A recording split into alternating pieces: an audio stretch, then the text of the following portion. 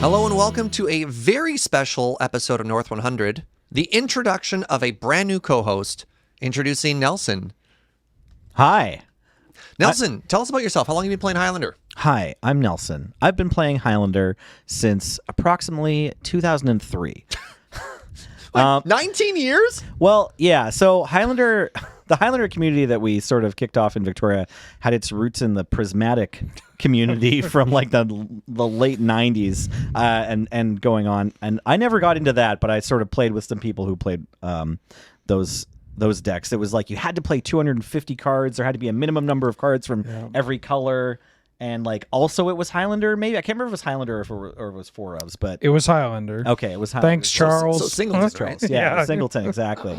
Anyway, so I played Highlander with my friends between rounds at F&M back when I was playing at YJ, just playing F&Ms and drafts there. Yeah. I had a blue-red Dragonstorm deck that I copied from like the Japanese pro that won the Worlds with it that year.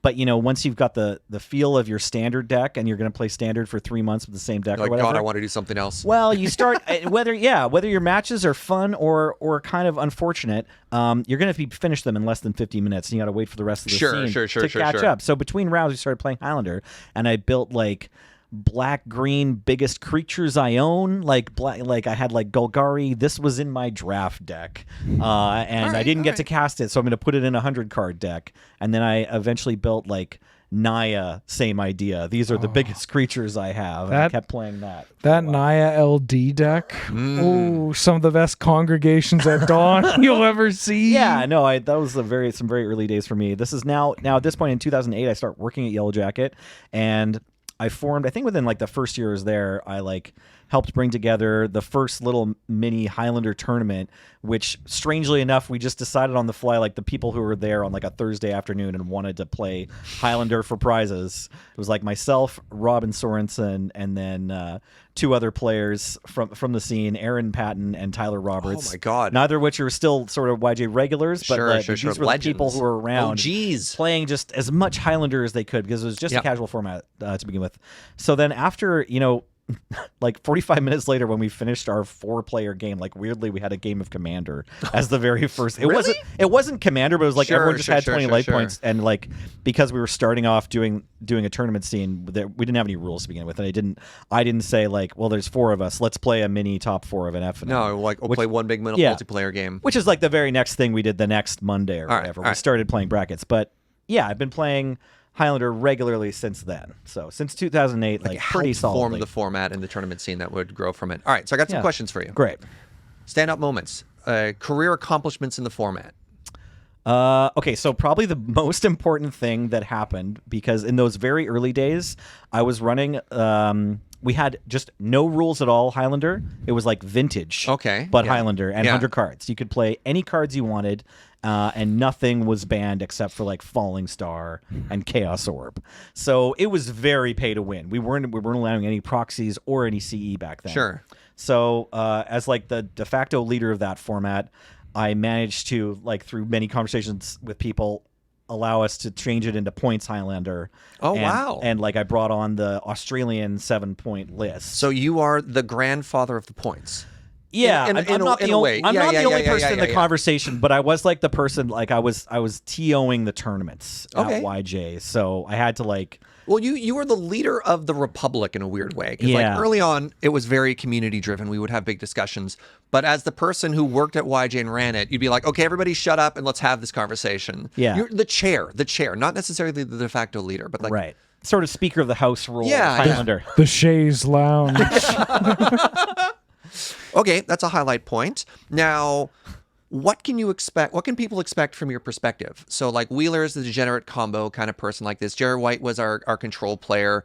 I'm the fringe brewer, and the Wheeler's looking at me like these don't work. I don't know. I don't know who I am. I'm the Premier Lands pilot. I guess we're not members of the DK crew. We're nebulous beings. No, we fit in nice little boxes. We never stray outside of them, Wheeler. Obviously. Yep. So you can look forward to from decks that I play, you can look forward to seeing either some kind of abusive mana ramp or it's kind of like a tempo control, and it might have a combo win, which is like pretty typical of a lot of Highlander decks now. Like a lot of the end game of Highlander decks has turned into like an A+B combo of some sort. Sure. But I'm also happy to just like attack for 3 in the sky while trying to disrupt what you're doing. So I'll play those decks sometimes, and then more often though, I'm playing some deck that like starts with either a tap land and then a mana rock or a Llanowar Elves. Yeah, that sounds like Nelly to me. So we got some old school traditions here on North 100, something that we haven't done in a while and I'd love to bring back to introduce the audience to you. The first one is called The Best Card You're Not Playing, where I want you to introduce us to a card that you think is underplayed in the format that everyone should be playing in their decks. What card is that? Awesome. So I've got an old 4-mana instant from a blue-red tempo deck I play, and I will sometimes tutor this card up with like a mystical tutor or some other sort of search effect so that I can have it at just the right time when the circumstances are exactly correct to resolve this 4-mana instant from my blue-red deck. It's Reigns of Power from Stronghold. 2 generic, blue. It says you and target opponent each untap and gain control of all the creatures the other controls until end of turn. Those creatures gain haste this turn. So what you can do with this in like either a blue-red tempo or like a big blue X control, or it could even be like a blue-green mana ramp. Maybe if you're building it more to put lands in play rather than have creatures that make mana, you can just engineer a situation in a 2-player game, and against a lot of decks, like against all the creature decks, usually you can do this where you don't have creatures and they have a lethal attack. Like, it doesn't sound that hard, right? You just need to not die until they have their own life points and power, and then if this resolves, you get to attack them with all their stuff. It's quite satisfying, and it's, I think, still pretty underplayed. I don't know. Have you seen anyone rocking this? Nope. I have never even heard of this card prior to. All right, but this is this is a Nelly card. Yeah. There we go. Yeah. There we go. Welcome to the new world of Nelly cards. I've won a non-zero number of games with this card. All right. It can also be a sort of shitty settle the wreckage. We don't swear on this podcast. Welcome to the show.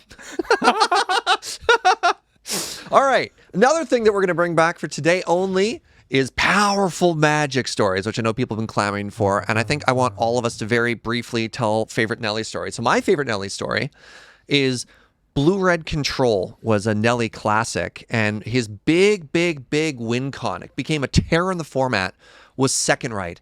Hidegetsu's, how do I pronounce that name? Hidetsugu's Second Right. Second Right. It's a 4-mana sorcery that says if target player has exactly 10 life, Second Right deals 10 damage to that player. And a beautiful little Nelly thing that he'd do is every time he killed somebody with it, he'd get them to autograph the card. And so this card was just like beat up, covered in names from front to back from all the people he had taken down. And people would start changing their decks to play around it. They'd start including pain lands as ways to try and manipulate their life total to get away from 10 because it was such a terror for a while. Yeah, those pain lands are probably supposed to be in your deck anyway. Yeah, there's a lot of things that can shut down the Second Right win. They keep printing more and more lands to let you alter your life total one way or the other. But if I look back upon all the people I've killed with Second Right, and I think I probably could have been more gracious about asking them to sign it at the end of those matches. It's probably like, I try not to be, too assertive, too aggressive. Try to be Canadian at all times, but maybe let myself loose a couple times with this Saviors of Kamigawa rare. Just a quick note. For our listeners, it's an instant. You said it was a sorcery. Oh, pardon me. Thank you, James. Yep. All right, Wheeler, you got a powerful Magic story about old Nelly here? I was trying to find one, but it's kind of hard. Like before the show, I was saying that it feels like Nelson and I have been in the room for all the classic YJ or Highlander stories. So it's really hard to pick them because we usually just dirt each other out. But then this is it. This is one where it was like the winning in round to the finals of just like a Monday night. Regular Monday. But this was when our Monday nights were like 40 people. Oh, God, like 40 plus people, and it was hyper competitive and cutthroat. And you were playing like mono big black storm. Right. Which has a nickname in my head that I can't say because we don't swear on this show. Right, but it's also a big black album. And you crushed me in this match, and I can't win the tournament, so what's the point I'm playing? But I'm still playing in the love of the game bracket. And somebody asked me, like, so you just played Nelson, like, how does this deck win? And I think they were asking for like a literal like storm line or setup. And I was just like, I don't know. I don't know how he can win a match. Half the time he like, ramp into worm coil, or like I'm trying to storm off. Like I was on tilt. Like it's just like, how do you play a storm deck when your hand is like worm coil, grave titan, like you went like dark ritual Phyrexian arena one game, and I lost that.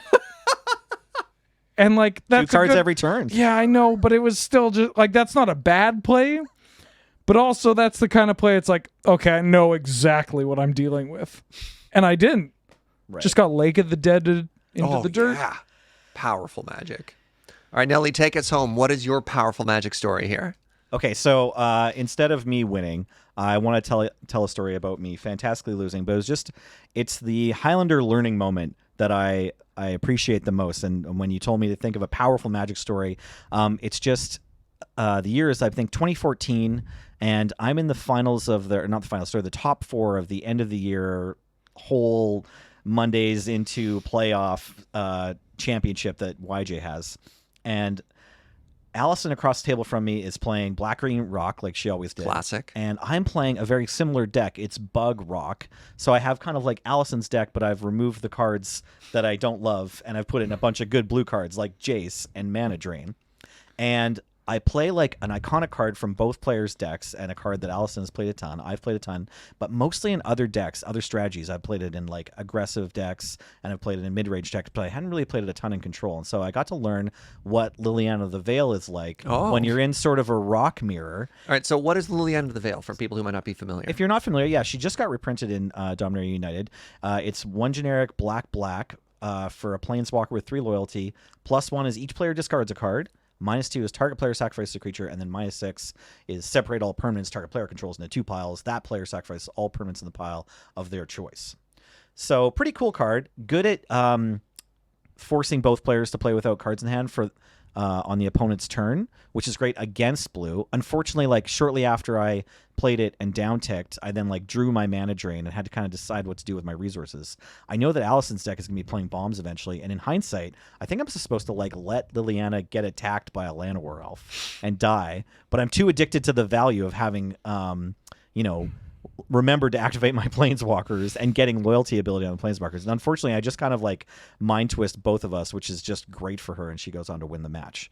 And so I love Highlander for moments like that, where it puts you in situations where you haven't seen the cards, like this before. Yeah. Seen the cards in like these new different like I've cast this contexts. 100 of times, but I've never had it in this particular circumstance, and I've played it wrong. Exactly. And I also think that's another good Nelly moment of just being like, okay, I've got a perfect situation here. Can't possibly. Oh, I punted. And then I just managed to punt enough times that you win now. Good job. Good game. That's actually like a really insightful story. Thank you. Yeah. No, very cool. Yeah. All right. That is Nelly. And look forward to, seeing him in North 100 going forward, which is very, very, very exciting. I want the comments to be nothing but your favorite stories about Nelly. So go forward and do that, you wonderful people. All right, we're going to go record a set review now. We'll talk to you soon. Bye-bye.